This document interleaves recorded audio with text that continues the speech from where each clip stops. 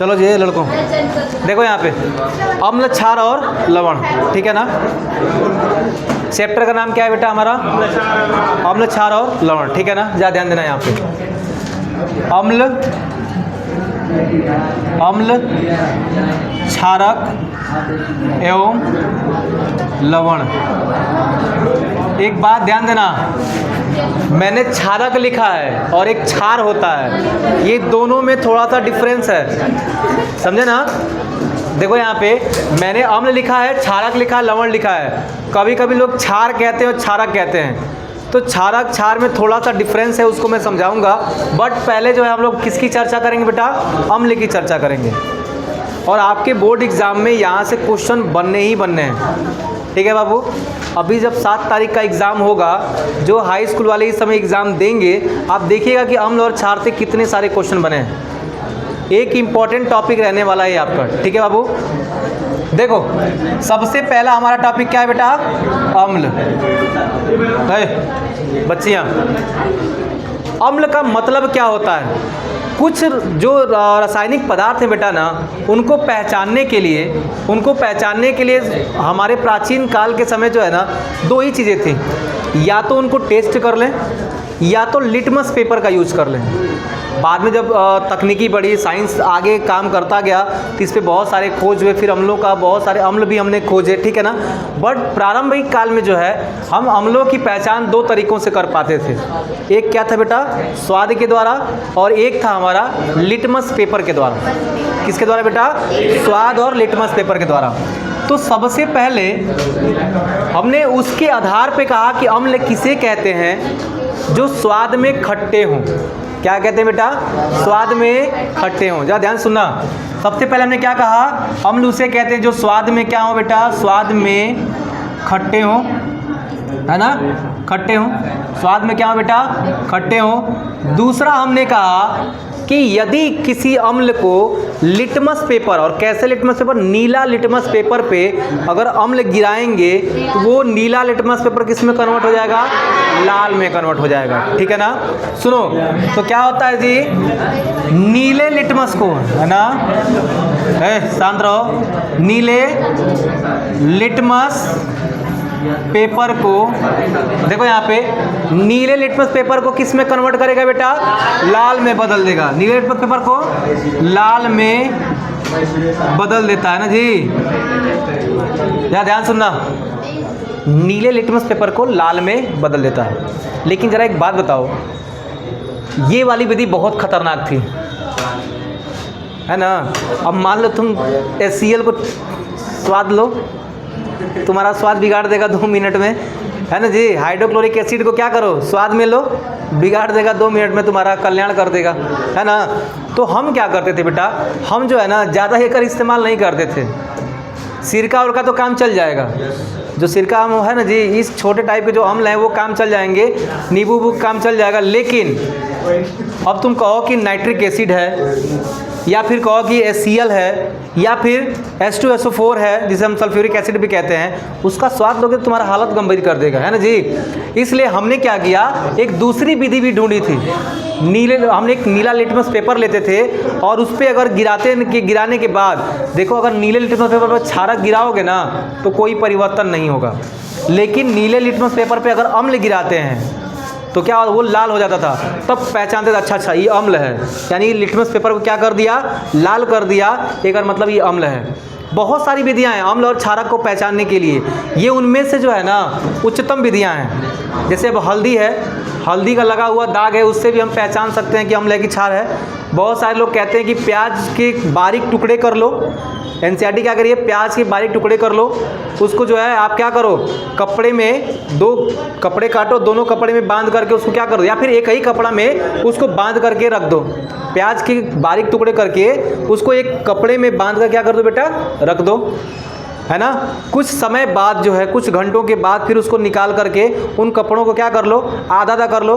फिर जो है एक पे अम्ल और एक पे क्षार की क्रिया कराओ, फिर पता चलेगा कि अम्ल है कि क्षार है। लेकिन वो विधियाँ बहुत झंझटफुल हो जाती थी। उतना कुल करने से अच्छा था कि लोगों ने इन पे ध्यान दिया, है ना।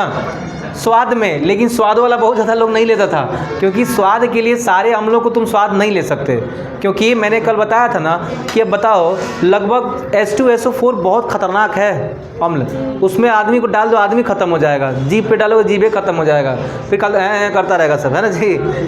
इसलिए नीले लिटमस पेपर को यूज़ करते थे, ठीक है बाबू। नीला लिटमस पेपर अगर लाल में बदल रहा है यानी वो क्या है, अम्ल है। क्या है बेटा, अम्ल है।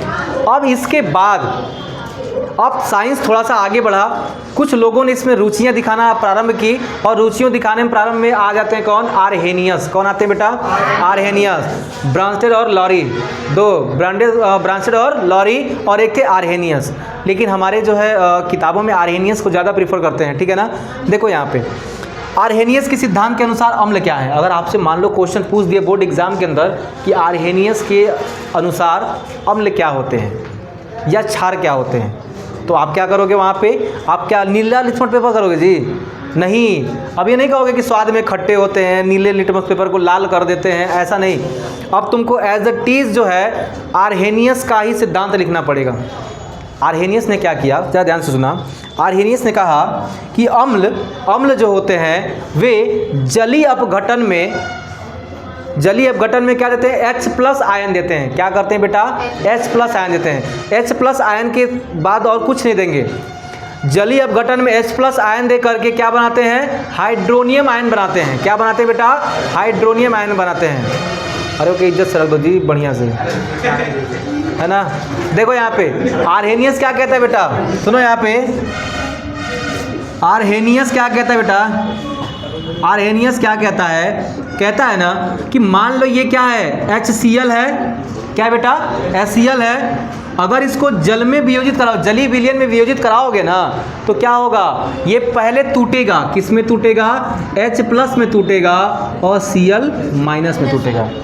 तो आरहेनियस क्या कह रहा है, आरहेनियस पहली बार कह रहा है कि देखो बबुआ कि जो H+ में टूट गया, समझ जाओ ये क्या है, अम्ल। क्या है बेटा, अम्ल है। अगर ये H+ में टूटा है तो क्या है, अम्ल है। लेकिन केवल इतना ही नहीं, ये जो है ना फिर क्या करेगा, जल के साथ भी क्रिया करके हाइड्रोनियम आयन बनाएगा। क्या बनाएगा, हाइड्रोनियम। क्योंकि घोले किस में है HCl को, जल में वियोजित करा रहे हैं ना बेटा, जल में इसका अपघटन करा रहे हैं ना। अगर जल में इसका अपघटन हो रहा है, अपघटन का मतलब क्या होता है, दो या दो से अधिक भागों में टूटना। मैंने पीछे बताया था, है ना, दो भागों में टूटा, अपघटन हुआ। लेकिन अपघटन के बाद अब अगली क्रिया स्टार्ट होगी, क्या, जो जल उसमें उपस्थित था, ये H+ आयन जो है उस जल के साथ जो है क्या बना लेगा, हाइड्रोनियम आयन बना लेगा। क्या बना लेगा बेटा, हाइड्रोनियम आयन। इसको क्या कहते हैं, हाइड्रोनियम आयन कहते हैं। क्या कहते हैं बेटा, हाइड्रोनियम, है ना, आयन कहते हैं, आयन। अगर हाइड्रोनियम आयन जल में वियोजित होकर बना रहा है, इसका मतलब ये क्या है, अम्ल है। अब सोच रहे हो, एक था देख रहे हो, अनौपचारिक तरीका। क्या था बेटा, अनौपचारिक तरीका, और एक है औपचारिक तरीका।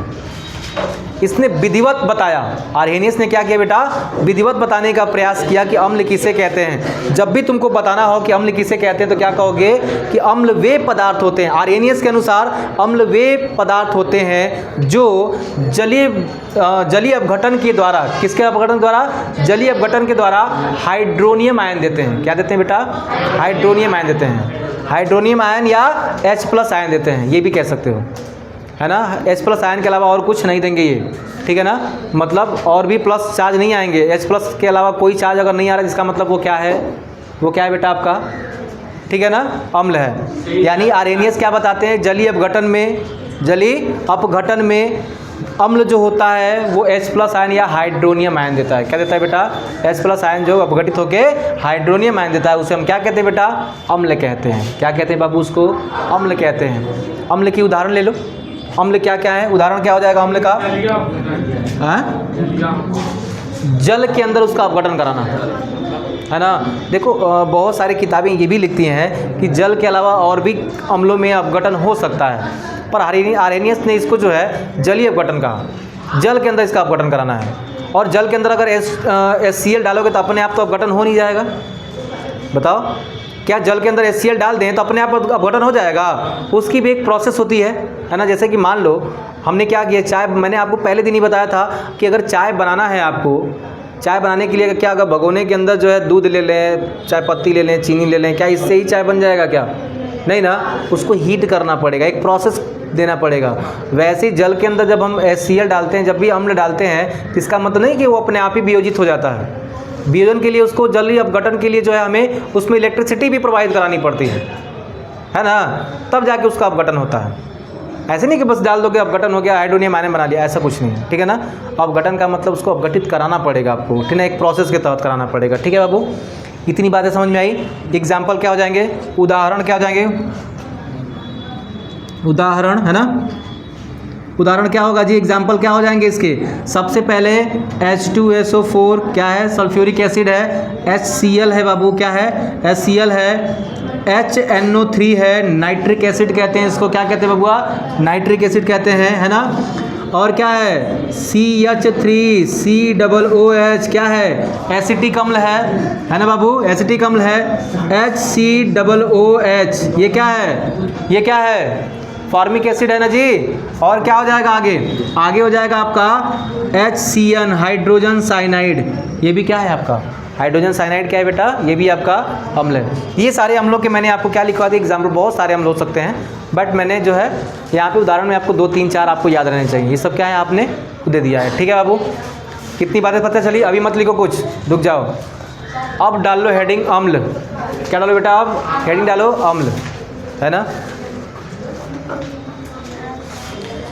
चलें आगे, अम्ल डाल दी हेडिंग, है ना, लिखो उसमें अम्ल में, अम्ल जब हेडिंग डाल ली हो बेटा तो अम्लों में लिखो।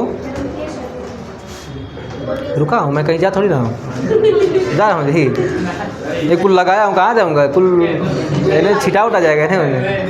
देखो यहाँ पे हो गया अम्ल, लिखो। प्रारंभिक संकल्पना के अनुसार, प्रारंभिक संकल्पना के अनुसार अम्ल वे पदार्थ होते हैं, प्रारंभिक संकल्पना के अनुसार अम्ल वे पदार्थ होते हैं, प्रारंभिक संकल्पना के अनुसार अम्ल वे पदार्थ होते हैं, अम्ल वे पदार्थ होते हैं जो स्वाद में खट्टे, जो स्वाद में खट्टे तथा, जो स्वाद में खट्टे तथा, जो स्वाद में खट्टे तथा नीले लिटमस पेपर को लाल कर देते हैं, जो स्वाद में खट्टे तथा नीले लिटमस पेपर को लाल कर देते हैं, नीले लिटमस पेपर को लाल कर देते हैं, नीले लिटमस पेपर को, नीले लिटमस पेपर को लाल कर देते हैं, ठीक है बेटा। हो गया इतना। अब लाइन छोड़ो और अगले लाइन में डालो आर्हेनियस, अगले क्या डालो, आर्हेनियस के अनुसार। लाइन छोड़ के क्या डालो, लाइन छोड़ के लिखो आर्हेनियस के अनुसार, है ना। ये प्रारंभिक संकल्पनाएं थी, ठीक है बाबू। स्वाद में खट्टे हो या फिर क्या कर लें उनका हम, या फिर नीले लिटमस पेपर डाल के हम पता लगा लें, बट आर्हेनियस क्या कहता है उसके अनुसार देखो, डालिए आर्हेनियस के अनुसार, लिखो। आर्हेनियस के अनुसार अम्ल वे पदार्थ होते हैं, आर्हेनियस के अनुसार अम्ल वे पदार्थ होते हैं जो, आर्हेनियस के अनुसार अम्ल वे पदार्थ होते हैं जो, जो जलीय अपघटन के द्वारा, जो जलीय अपघटन के द्वारा H+ आयन या हाइड्रोनियम आयन देते हैं, H+ आयन या हाइड्रोनियम आयन देते हैं। हाँ, अपघटन के कारण H+ आयन या हाइड्रोनियम आयन देते हैं, H+ आयन या हाइड्रोनियम आयन देते हैं। सुनो, उसके नीचे ये लिखना, ये समीकरण लिखना उसके नीचे, आर्हेनियस के नीचे बेटा ये समीकरण डाल लो, ये वाला यूँ, आर्हेनियस के नीचे क्या डालोगे, ये समीकरण। और ये क्या था, हाइड्रोनियम आयन था ही, तो ये H+ और हाइड्रोनियम आयन लिखा है, H+ या हाइड्रोनियम आयन देते हैं। हाँ? ये H+ या हाइड्रोनियम आयन लिखा है। देखो अगर हम यहीं तक छोड़ दें, ठीक है ना, H+ क्षार नहीं देगा, है ना, क्षारक जो है H+ नहीं देगा, यानी H+ में जो टूट रहा है वो अम्ल ही टूटेगा, उसके अलावा कोई टूटने वाला नहीं है। और हाइड्रोनियम कहने का मतलब ये है कि या तो ये कह दो, या तो चूंकि जब ये H+ होता है ना, ये H+ फिर क्या करता है, जल के साथ जो है अपघटन करके क्या बना लेता है, हाइड्रोनियम आयन बना लेता है। और हमेशा जल के साथ। हाँ ठीक है ना। लेकिन बहुत सारे विद्वान ये भी कहते हैं कि देखो आर्हेनियस ने जल माना था, बहुत सारे विद्वान ये भी कहते हैं कि और भी विलयन है जिनमें इनका क्या हो सकता है, वियोजन हो सकता है, जिनमें इनका अपघटन हो सकता है, और उस अपघटन में क्या देंगे, ये H+ आयन ही देंगे। सुनो, ये तो हाइड्रोनियम आयन तक पहुंच गए हैं ना, लेकिन ब्रांस्टेड और लॉरी जो थे बेटा वो केवल H+ तक ही सीमित है, वो बता दिए H+ आयन देते हैं, बस वही काम खत्म। इसलिए मैंने क्या किया, आर्हेनियस तक को बता दिया कि H+ भी तुम्हारा कवर हो गया, और क्या हो गया, ये भी आ गया। सुनो एग्जाम्पल में ये लिख लियो इतना, ये लिखो, इसके बाद एग्जाम्पल में ये लिख लेना। हाँ दोनों एक ही चीज़ है जी, दोनों एक ही अभिक्रिया है ना। पहले टूटेगा, टूटने के बाद फिर जल से, जो जल में मिलाए हो उस जल से क्रिया करके हाइड्रोनियम आयन बना लेगा। हाँ हाइड्रो, अच्छा पहले है लिख लियो वाला। अच्छा ये देखो, इसको लिखना सल्फ्यूरिक एसिड, इसको हाइड्रोक्लोरिक एसिड, है ना, नाइट्रिक एसिड, एसिटिक एसिड, सिरका, सिरका है ना। हाँ और ये क्या है, फॉर्मिक अम्ल। चींटी काट देती है ना जी, चींटियाँ को काटती है ना, तो चींटी काटने, चूटा काटने से दर्द करता है, माटा वाटा काट लेता है दर्द करता है। क्यों दर्द करता है, क्योंकि उसमें क्या होता है, फॉर्मिक एसिड होते हैं, है ना। चींटी काटने देखो एकदम छनछना देता है पूरा, क्योंकि उसमें क्या होता है, फॉर्मिक एसिड होता है, और हाइड्रोजन साइनाइड। ठीक है, कर लो फटाफट करो फटाफट। बाबा रामदेव भी कहते हैं करने से होता है ना जी। बहुत बढ़िया आदमी है बेचारे वो। अलग बात है कि कंपनी बना ली उन्होंने, पेट हिलाते हिलाते, हम लोग रोजाना हिलाते कुछ नहीं मिलता है। अच्छा मतलब देखो, जितनी मूवी है, जितने लोग हैं ना, सब विवादों में रहना चाहते हैं। देखिए हम अभी मूवी निकली है छावा, उस पर भी केस हो गया है। एक बच्चा कल कह रहा सर जी छावा पे केस हो गया। मैंने कहा बेटा केस नहीं होगा तो मूवी हिट कैसे होगी। अच्छी मूवी है, देखनी चाहिए, और ऐसी मूवी जो है बेटा कभी कभी आती है ना। अगर आपने नहीं देखा है तो जाकर एक बार देखिए, छावा मूवी बहुत ही अच्छी मूवी है। हाँ मैं एक टीचर होने के नाते मैं ये नहीं कह रहा हूँ कि मूवी देखना गलत बात है, मूवी देखना अच्छी बात है, बस उससे अच्छी चीज़ें लेना है। ठीक है चलिए, हाँ छावा मूवी है, देखे हो। हाँ छत्रपति शिवाजी महाराज पे वो, मतलब संभाजी राव पे बनाई गई है। मतलब देख रहे उसमें दिखाया गया आपको कि मुगलों ने हमारे साथ कितना जुल्म किया है। उस जुल्म, अभी सोचो जितना जुल्म किया है ना, अभी मूवी वालों ने केवल 10% ही दिखा पाए हैं। कुछ लोगों का एक ऐसा सामाजिक तत्व भी वो मानता है कि नहीं अभी बहुत गलत है, ये इतना नहीं हुआ था। चलो पहले इसको लिखवा करके फिर आते हैं, उस पर भी चर्चा करेंगे। सुनो यहाँ पे इसको क्या कहते हैं जी, इसको कहते हैं क्या होता है जी, सल्फेट। कौन सा सल्फेट, हाइड्रोजन सल्फेट। नॉर्मल नाम तो इसका हाइड्रोजन सल्फेट है, पर इसको सल्फ्यूरिक अम्ल कहते हैं। क्या कहते हैं बेटा, सल्फ्यूरिक, है ना, अम्ल कहते हैं, है ना। ऐसे इसको इंग्लिश में कर देना। इसको सभी लोग जानते हो क्या है, हाइड्रोक्लोरिक अम्ल है, हाइड्रोक्लोरिक अम्ल है बाबू यहाँ पे। ये क्या है, नाइट्रिक अम्ल है बेटा। क्या है, नाइट्रिक अम्ल, है ना। एसिटिक एसिड है ये, है ना, एसिटिक अम्ल है ना बाबू। ये क्या है, फार्मिक अम्ल है। क्या बेटा, फार्मिक अम्ल है ना बाबूआ। ये क्या है, हाइड्रोजन साइनाइड है, हाइड्रोजन साइनाइड। देखो साइनाइड एक जहर होता है। अगर साइनाइड जानते हो क्या है, साइनाइड अगर जीभिया पे रख लिए ना, गए, बहुत खतरनाक जहर होता है साइनाइड। ठीक है ना, पेट में, अरे पेट में जेबे नहीं करेगा जी, काहे नहीं जाएगा पेट में। मतलब बहुत, मतलब खतरनाक जहर है। मतलब लोग ये ना सुनार उनार के पास ज़्यादा रहता है।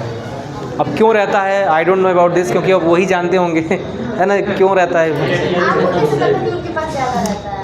पढ़ा है मैंने इसलिए। हो गया बेटा ये?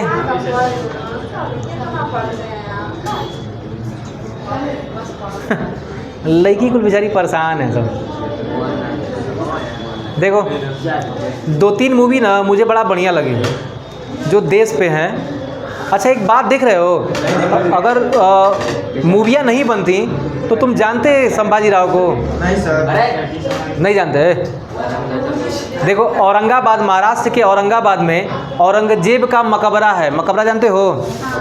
जहाँ मर गया है वो, वही जगह कब्रिस्तान है। और सोचो कि एक आक्रांता था वो, और हमारे देश के लोग जा कर के, हमारे देश के जो रहने वाले लोग हैं देश में, ये लोग जा कर के चादर चढ़ाते हैं, वहाँ पे मत्था टेकते हैं, जिसने हज़ारों जुल्म किया। मैं तो कहता हूँ अगर मैंने मध्यकालीन भारत जब पढ़ा और मध्यकालीन भारत के बाद बेटा जब मैंने आधुनिक भारत पढ़ा, तो मुझे लगा कि अंग्रेज़ों के आने की वजह से ही हमें आज़ादी मिली है। समझे ना? और मुझे सोच करके आश्चर्यचकित होता है एनसीईआरटी के ऊपर कि कितना मतलब घटिया एनसीईआरटी ने लिखा है सारी चीज़ें। सुनो यहाँ पे आप अगर देखोगे बेटा ना, कक्षा 7वीं की एनसीईआरटी उठा लो तो उसमें पूरा का पूरा मुगलों के बारे में, उनकी व्यवस्थाओं के बारे में, दिल्ली सल्तनत और उसकी व्यवस्थाओं के बारे में दिया है। पर वहीं महाराणा प्रताप के बारे में, छत्रपति शिवाजी के बारे में, संभाजी राव के बारे में, इनके बारे में लिखना चाहिए था लोगों को, ताकि हमारे लोगों को पता चले। समझे ना? हमारे लोगों को पता चले। देखो अकबर के दिमाग में यही सब चीज़ें थी, अकबर जानता था। अकबर ने एक बार पूछा बीरबल से कि बताओ ये राजपूत इतने क्यों मतलब दिन भर पगलाए रहते हैं, है ना जी?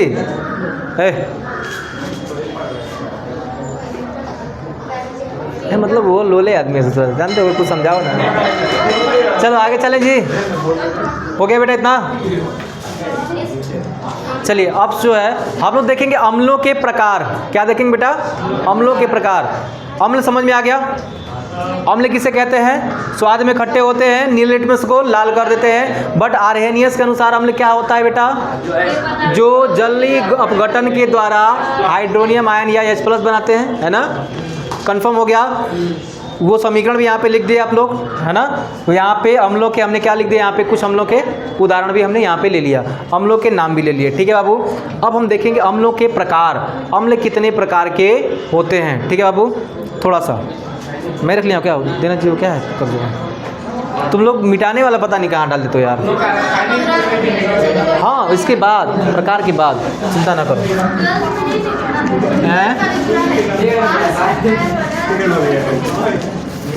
तुम लोग यार अपनी व्यवस्थाएं बेटा अपने आप रखनी चाहिए ना तुम लोगों को। नहीं वो उन्हीं लोग का है। देखो यहाँ पे शांत रहो। अब सुनो अम्लों के प्रकार, जरा ध्यान से सुनना बेटा। पहला क्या होता है? प्रबल अम्ल। क्या है बेटा? प्रबल अम्ल। अम्लों के 2 प्रकार होते हैं बेटा, एक प्रबल अम्ल होता है, एक दुर्बल अम्ल होता है। ठीक है ना? जरा ध्यान से सुनना। एक होता है प्रबल अम्ल और दूसरा क्या होता है बेटा? है ना? दुर्बल। सुनो यहाँ पे एक बात जरा बताओ, ध्यान सुनना। प्रबल अम्ल किसे कहते हैं? प्रबल अम्ल किसे कहते हैं? वे अम्ल जो जल में पूर्णतः आयनित हो जाएं या पूर्ण रूप से अपघटित हो जाएं। समझे हो ना? जो जलीय विलयन में पूर्ण रूप से आयनित हो जाते हैं उनको हम प्रबल अम्ल कहते हैं। जो जलीय विलयन में बेटा, जो अम्ल जलीय विलयन में पूर्ण रूप से आयनित हो जाते हैं उन्हें हम क्या कहते हैं? उन्हें हम क्या कहते हैं बेटा? प्रबल अम्ल कहते हैं। और जो अम्ल जलीय विलयन में पूर्ण रूप से आयनित नहीं होते उससे हम क्या कहते हैं बेटा? दुर्बल अम्ल कहते हैं। बात समझ में आई? प्रबल अम्ल किसे कहते हैं? जो जलीय अपघटन में पूर्ण रूप से आयनित हो जाते हैं या पूर्ण रूप से वियोजित हो जाते हैं उसे हम क्या कहते हैं? प्रबल अम्ल कहते हैं। दुर्बल अम्ल का मतलब जो जलीय विलयन में क्या होता है ना? होते हैं पर पूर्ण रूप से नहीं होते हैं, है ना? पूर्ण रूप से आयनित नहीं होते, उन्हें क्या कहते हैं? दुर्बल अम्ल।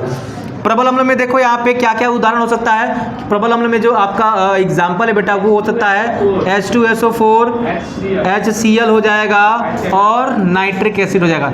ये बहुत ही खतरनाक अम्ल होते हैं बेटा, याद रखिएगा। ये बहुत ही क्या होते हैं? खतरनाक अम्ल होते हैं, पूर्ण रूप से वियोजित हो जाते हैं, याद है? अच्छा एक बात बताओ, बैटरी के पानी में क्या डाला जाता है? ये बैटरी होती है ना, अगर नॉर्मल पानी अगर डाल दोगे बैटरी के अंदर तो वो काम करेगा नहीं कर पाएगा, लेकिन अगर ये डालो तो क्या होता है, हल्का मात्रा में डालते हैं, थोड़ी सी मात्रा में, ताकि ये जल में वियोजित होकर आयनित हो जाए, पूर्ण रूप से क्या हो जाए बेटा, आयनित हो जाए। और उसी आयन का उपयोग कहाँ करते हैं, बैटरी के अंदर इलेक्ट्रॉनों के प्रवाह में। बात समझ पा रहे हो मैं क्या कह रहा हूँ, ठीक है ना। तो बैटरी में इसका ज़्यादातर यूज़ करते हैं। अभी मैं बताऊँगा अम्लों का उपयोग कहाँ पे है, ठीक है ना। पहले क्या है, प्रबल अम्ल क्या है बेटा, जो जल में पूर्ण रूप से क्या हो जाते हैं, आयनित हो जाते हैं या वियोजित हो जाते हैं, उनको हम कहते हैं प्रबल अम्ल। H2SO4, HCl और क्या है, नाइट्रिक अम्ल। आगे देखो, दुर्बल अम्ल क्या है, जो जलीय विलयन में पूर्ण रूप से वियोजित नहीं होते हैं, जो जलीय विलयन में पूर्ण रूप से वियोजित नहीं होते उसको क्या कहते हैं जी, दुर्बल अम्ल कहते हैं। क्या कहते हैं बेटा, दुर्बल अम्ल कहते हैं। दोनों लगा दिया था ना जी, जो ना के जोन सही लगे ले लेना है। देखो यहाँ पे देखो, पूर्ण रूप से वियोजित नहीं होगा, पूर्ण रूप से आयनित नहीं होगा, मतलब दुर्बल अम्ल है। एग्जाम्पल क्या हो सकता है जी, है ना, एग्जाम्पल क्या हो सकता है, सबसे दुर्बल अम्ल क्या है, हाइड्रोजन साइनाइड है, ठीक है ना। उसके बाद एसिटिक अम्ल है ना, CH3COOH है ना जी। उसके बाद फार्मिक अम्ल है ना, आदि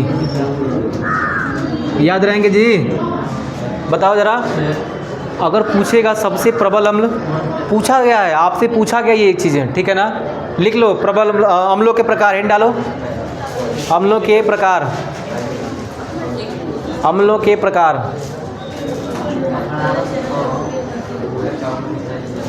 अम्लों के प्रकार हो गया हेडिंग, अम्लों के प्रकार हो गया हेडिंग। अम्ल दो प्रकार के होते हैं, उसमें लिखना अम्ल दो प्रकार के होते हैं, नीचे लिखना पहला प्रबल अम्ल, नीचे उसके लिखो पहला प्रबल अम्ल, और प्रबल अम्ल में लिखो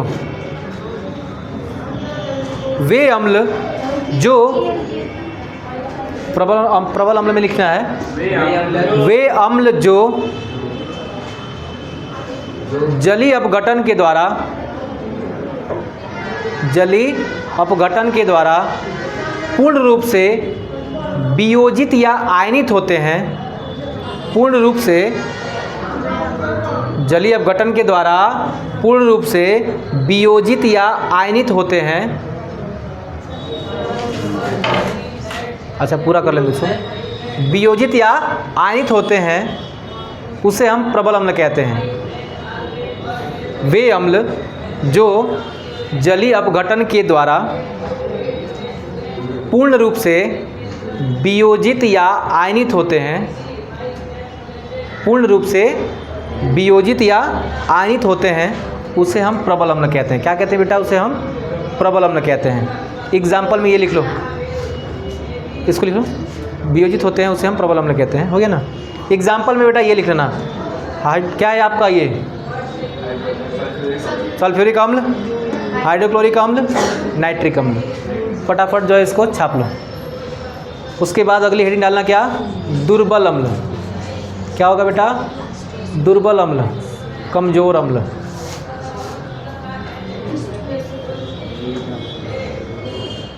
चलें जी बोलें, दुर्बल अम्ल, ठीक है बबुआ, लिखो वे अम्ल, दुर्बल अम्ल में लिखना है बच्चिया, वे अम्ल जो जलीय अपघटन के द्वारा, जलीय अपघटन के द्वारा पूर्ण रूप से, जलीय अपघटन के द्वारा पूर्ण रूप से वियोजित या आयनित नहीं होते हैं, पूर्ण रूप से वियोजित या आयनित नहीं होते हैं, उसे हम दुर्बल अम्ल कहते हैं।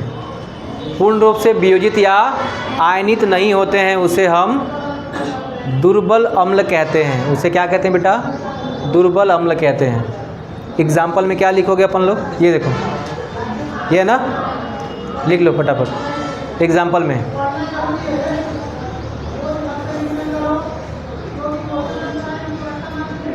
हो गया।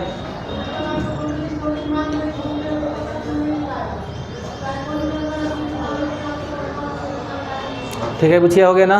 चलिए, तो हमने अभी क्या पढ़ लिया, एक बार फिर से देखो, रिवाइज करते चलते हैं। अम्लों की प्रारंभिक संकल्पना लिखो, जल्दी लिखो। इतना धीरे धीरे लिखती है सब लड़की ना। है अभी खाना खाना होगा तो हाली लिखाएगी सब ऐसे से, है नहीं? खाती नहीं हो? हाँ देखो, करी खाती नहीं है, कहीं दूसरा घर जाएंगे सब ना तो धीरे दिखाएंगे सब ऐसे, जैसे लगेगा कि लड़की को एकदम मतलब, लेकिन अब वे अपना घर में सब एकदम दरिद्र नहीं खाएंगे सब ऐसे। देखो यहाँ पे कब क्या रोटी गोलिया के खा लेंगी सब, है ना जी। रोटी में कुछ डाल के, सब्जी डाल के गोलियाँ लेंगी सब, फिर दौड़ दौड़ खाती हैं। लेकिन वह जो है कहीं जाएंगे सब तो फिर चम्मच से, ओ माय गॉड, कहीं हाथ में ना लग जाए। हो गया जी। आगे चलें, सुनो एक बार रिकॉल करते चलते हैं। सबसे पहले हम लोग अम्लों के बारे में पढ़ा। अम्ल क्या होते हैं, प्रारंभिक संकल्पना भी देखी, और आर्हेनियस ने क्या बताया वो भी देखा। प्रारंभिक संकल्पना में क्या था, अम्ल स्वाद में क्या होते हैं बेटा, खट्टे होते हैं। दूसरा, नीले लिटमस पेपर को, हो गया। फिर हमने पढ़ा आर्हेनियस के अनुसार अम्ल वे पदार्थ होते हैं जो जलीय अपघटन के द्वारा, है ना, क्या देते हैं बेटा, H+ आयन या हाइड्रोनियम आयन देते हैं। हमने उसका पूरा समीकरण भी देखा, सारी चीज़ें देखी हमने। कोई दिक्कत हुआ यहाँ तक नहीं ना? फिर मैंने आपको बताया अम्ल कितने प्रकार के होते हैं, है ना। अम्लों के कुछ एग्जाम्पल भी मैंने दिए थे उससे पहले। अम्लों के प्रकार भी देखे, कौन से प्रबल अम्ल हैं, कौन से दुर्बल अम्ल हैं। अम्ल प्रबल अम्ल कौन होते हैं, दुर्बल अम्ल कौन होते हैं। जल में पूर्णतः अगर वियोजित हो गया या आयनित हो गया, प्रबल अम्ल है। जल में अगर पूर्ण रूप से वियोजित या आयनित नहीं हो रहा तो उसको क्या कहते हैं बेटा, दुर्बल अम्ल कहते हैं। एग्जाम्पल भी हमने ले लिए यहाँ पे। अब बेटा हम लोग क्या करेंगे, अम्लों के रासायनिक गुणों को कल देखेंगे। अम्लों के रासायनिक गुण, कि आखिर अम्ल किससे क्रिया करेगा तो क्या बनेगा, है ना, वो चीज़ें कल देखने वाले हैं। तो आज के लिए इतना ही, ठीक है ना। चलिए।